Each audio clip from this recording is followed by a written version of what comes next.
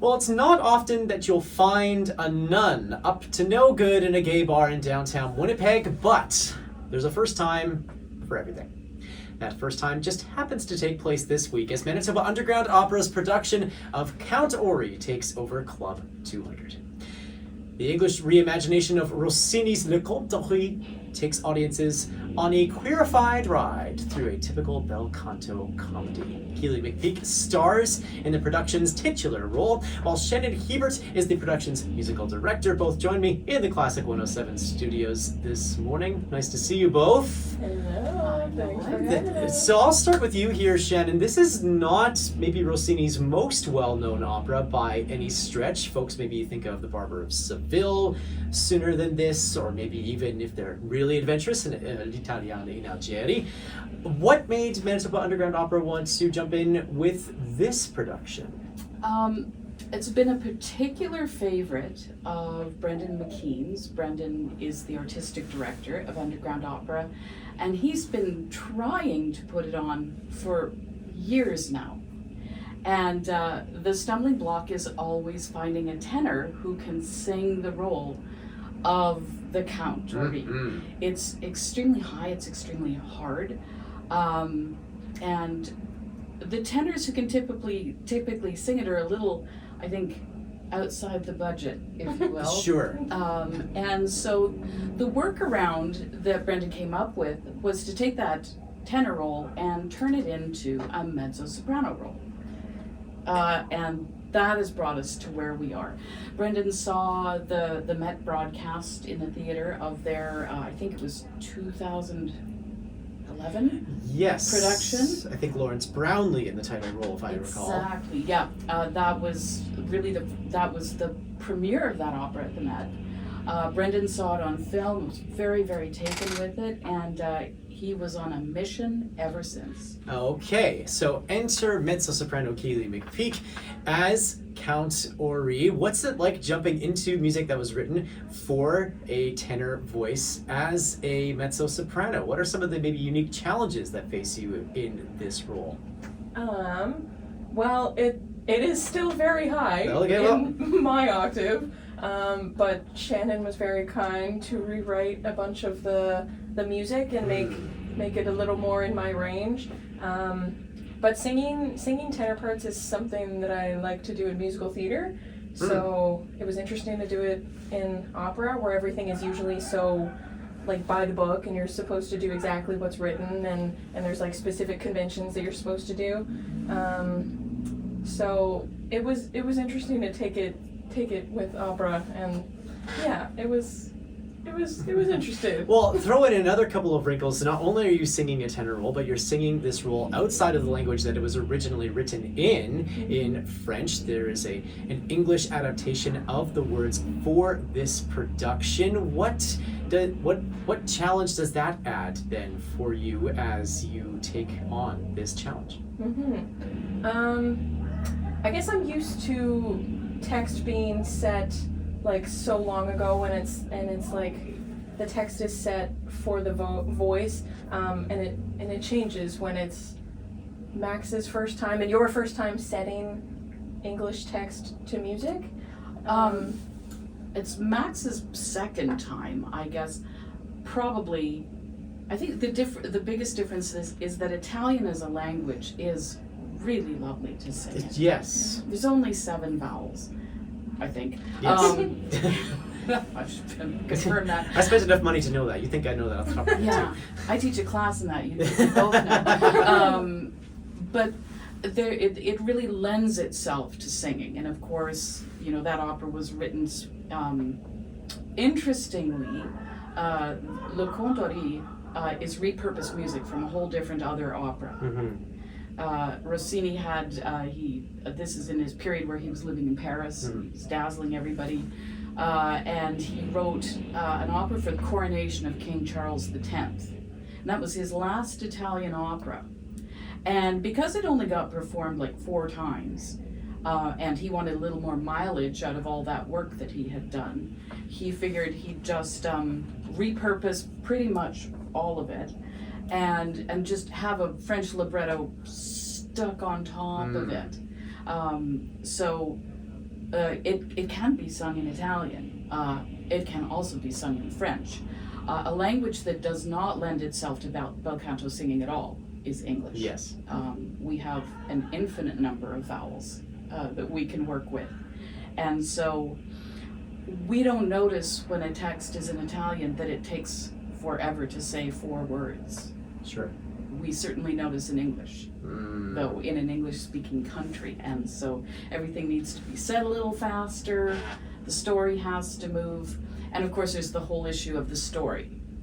Right. Le contori. Which is quite the comedy in and of itself. And with the changes in the language, I understand there's also some considerations for how the comedy resonates in 2025. Maybe I'll turn to you on that, Keely, as one of the main perpetrators of that comedy. What has that been like to bring it to life? The comedy is, as has become a compliment on Drag Race, the comedy is stupid, which is a compliment now. It's not high comedy. It's not, you don't have to be smart to get the comedy. It's been really fun to just like be silly. Okay. There we go. In typical sort of Manitoba Underground Opera fashion, this production is being presented in an unconventional venue, and Club 200 has been the spot of several recent productions for the company. How does the venue add to the comedy and the experience of Count Orishan? I think it allows us to create whatever world we want to create. We're both in the club, and then we're also in an imaginary castle. The space is interesting in that it is kind of like theater in the round. So it needs to be staged in a particular way that no matter where you're sitting, you can see pretty much most of it. And we're also allowed to get very, very close to the audience. So characters are right in the audience, right beside the tables, talking to them, involving them in the moment. And so they become part of this sort of silly, I don't know, Scooby-Doo style. Scooby-Doo show. Style. Okay, Yeah. something that we can look forward to then. That theater in the round adds another, I'll say the word again, challenge to this production. Keely, what's that like to bring the comedy to a more 360 experience that the audience will be treated to?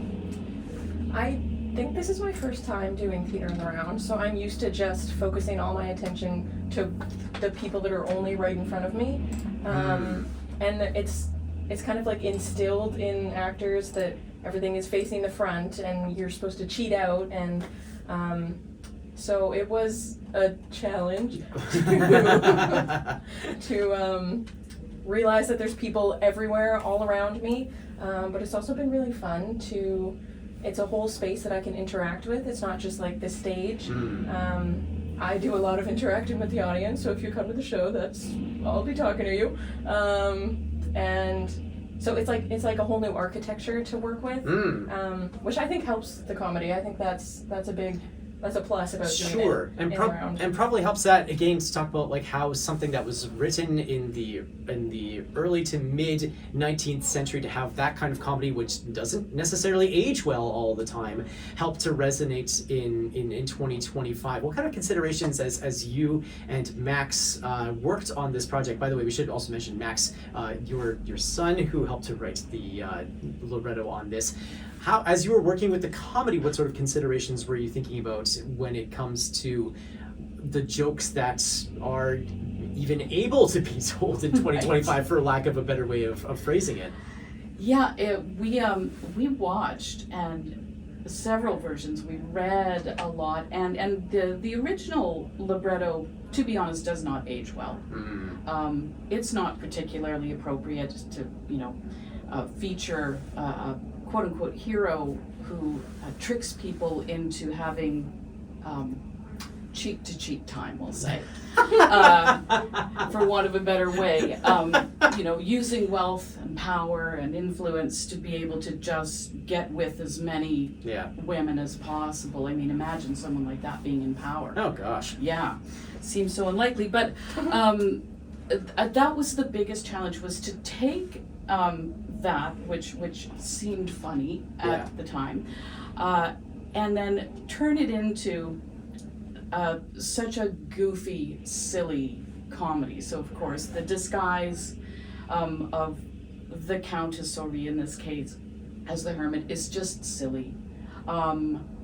They make no progress whatsoever in their quest to get this like one-on-one time. And so what we did in the end was make sure that we say what the moral of the story is at the end, which is basically don't be a jerk and don't use your money just to get what you want, and that ultimately that kind of plan will not succeed. Words that we can all live by. Maybe I'll ask the both of you this question. I'll start with you, Shannon. What do you think audiences will take away from this production as they're walking out back into downtown Winnipeg out of Club 200 this week after having seen this show? What I hope they'll take from it is an opera that has a story, albeit a very chaotic one, that they can follow. My mother goes to opera quite a bit only because she has grandchildren who are involved. And we were sitting at the dinner table and she said, "Oh, I never expect to understand what it's about. I just go to it." And so our big goal was to make a story where people could have some sort of grasp on what the actual story is. The other thing I think that they'll notice is that it is really quite funny all the time. It's not serious any of the time. And it's 2 32-minute halves. It will be like a rocket ship of a story. Okay, I like the image of the rocket ship. Keely, what do you hope that audiences take away on this, I guess, intergalactic, comedic, operatic journey that Shannon has just outlined? I want people. Underground gets a lot of first-time opera viewers, so I hope that especially those people can come to this opera and realize that opera doesn't need to be this big, like, fancy, deep, serious thing. It can be fun and silly and easy to follow, and you can just come and have fun for an hour. You don't need to think that hard, and a lot of people need to like go somewhere and escape for an hour. That escape takes place tonight, August 20th at 7:30.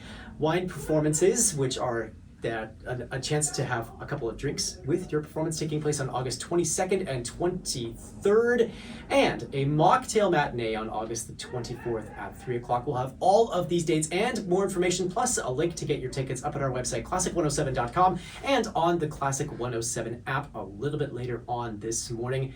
Keely McPeek and Shannon Hiebert, all the best for the run, and thank you so much for telling us more about this show here on Classic 107.